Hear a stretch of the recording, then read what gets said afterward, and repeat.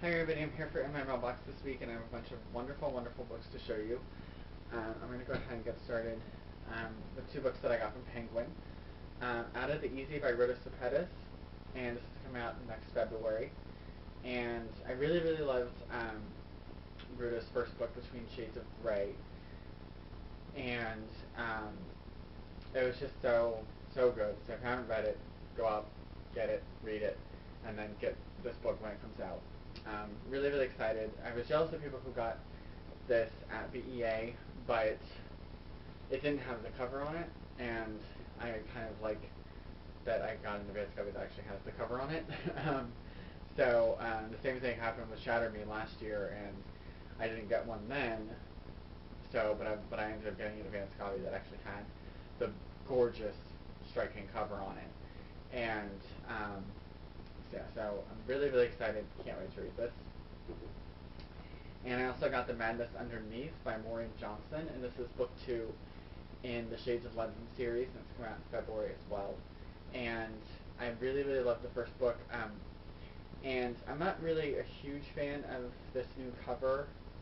I know a lot of people didn't really like the first book's cover, but I actually really liked it, so so I don't know. So I don't know how I feel about this cover. But what really matters is what's on the inside, and I cannot wait to read it.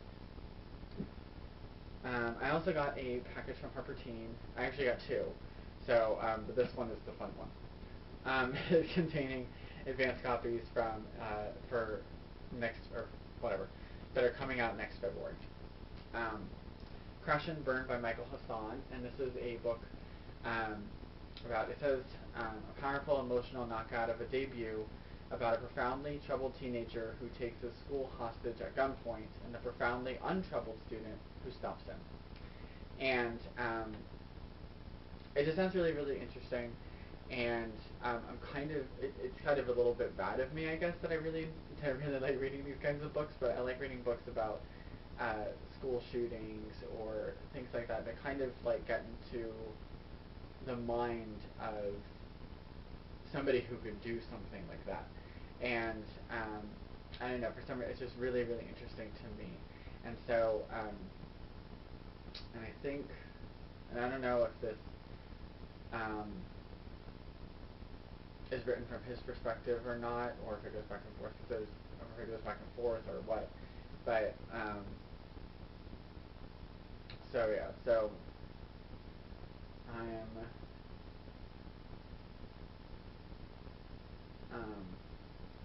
kind of excited. I don't know.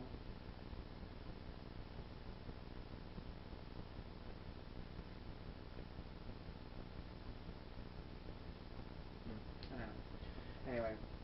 Um,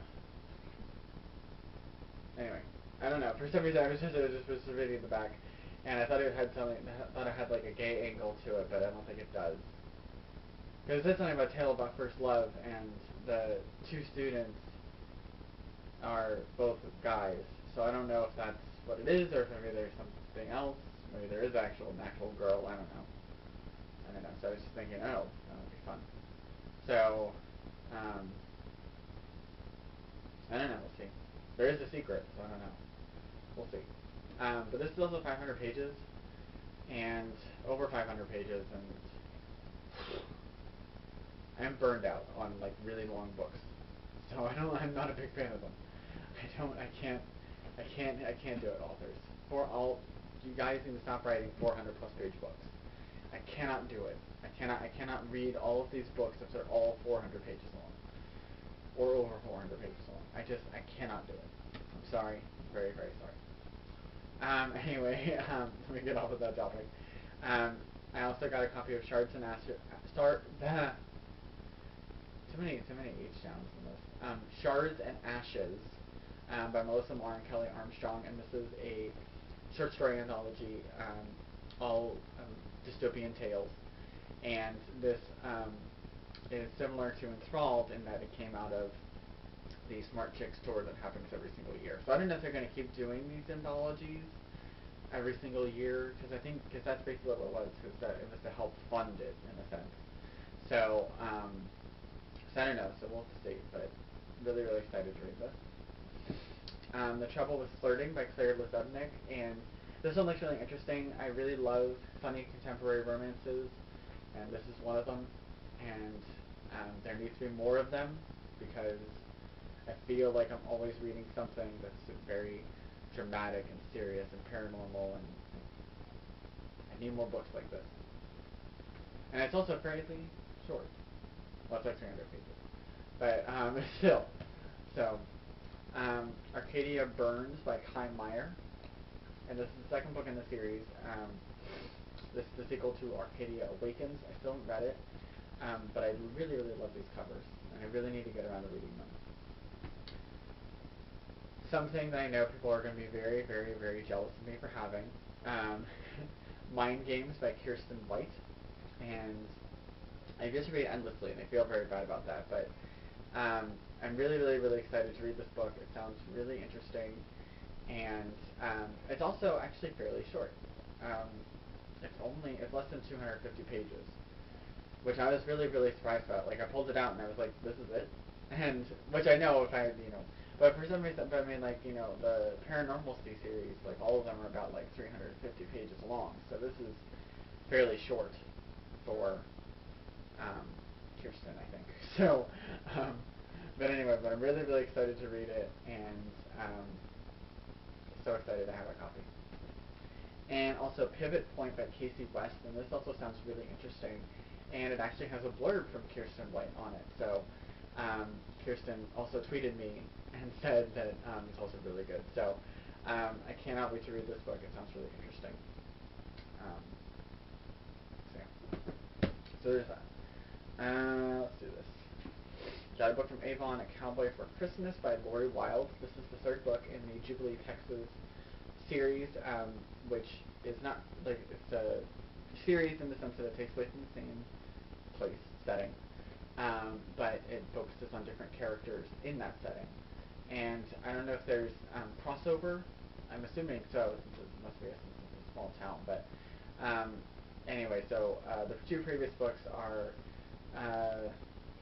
The Cowboy Takes a Bride. I'm getting ready to donate this to the library, so because I already have an advance copy. They came out earlier this year, and also The Cowboy and the Princess, which I think I also got a finished copy of, and I'll be donating that to the library. I think I already donated it to the library, and I'll be donating this to the library. So we'll just put it there on our pile. And Charlotte Street by Danny Wallace. This one actually sounds really interesting. I'm going to see if I can try and fit it in. But I may just end up having to donate it to my library and not get around to reading it, but it does sound really interesting, so we'll see what happens. I got a finished copy of Forgotten by Catherine Mackenzie, and I have an advanced copy of this. I've basically been getting advanced copies of every single one of her books released this year, and then also finished copies.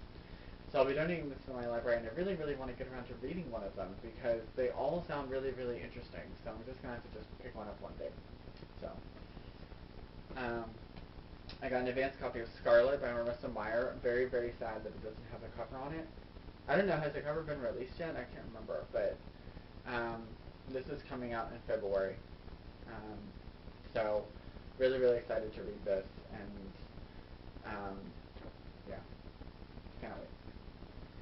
I got a finished copy of Touching the Surface by Kimberly Sabatini, and I've been really, really excited for this book. I tried to get a copy of BEA, but they didn't have any advanced copies, which made me sad. So, but it sounds so good, and I love this cover, and I can't wait to read it.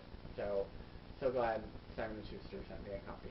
I requested it, so I guess. But anyway, so yeah, so I'm really, really excited to read this. And I think that's it. Just this little Harper Teen Halloween box. Just pick out. I got Dark Eden 1 and 2 by Patrick Carman. And I have advanced copies of both of these. So these are all being donated because I have advanced copies of all of them. So Don't Turn Around by Michelle Gagnon. Feedback by Robison Wells. Fangirl by Helen Keeble. Sorry, there's fur all over it. Something Strange and Deadly by Susan Dennard. I really, really want to read this book because it sounds really interesting, and so I'm just going to have to just fit it in at some point. 10 by Gresham McNeil, which is an amazing book, So please, if you haven't read it yet, this is, I mean, of course this is a Halloween box, but this is definitely the perfect read for Halloween time. So go out and buy it. Or get it from the library or something. But just read the book because it's so good. The Churning by Francine Prose. And this one also sounds really interesting. It's actually fairly short, so I don't know, I'm going to have to just try and, I may have to fit that one in at some point. So that's everything, and I'm going to go back, and by the way, if you get this book and read it and love it, Gretchen also has another book out that came out last year called Possessed, which is also very scary and very creepy, and it's also perfect for Halloween time, so just go and get both of her books and be prepared for a very scary reading time. Okay? So that's it. That's all I got. And I guess that's it. So yeah, I will see you guys hopefully next week with another great batch of books. Alright? Bye.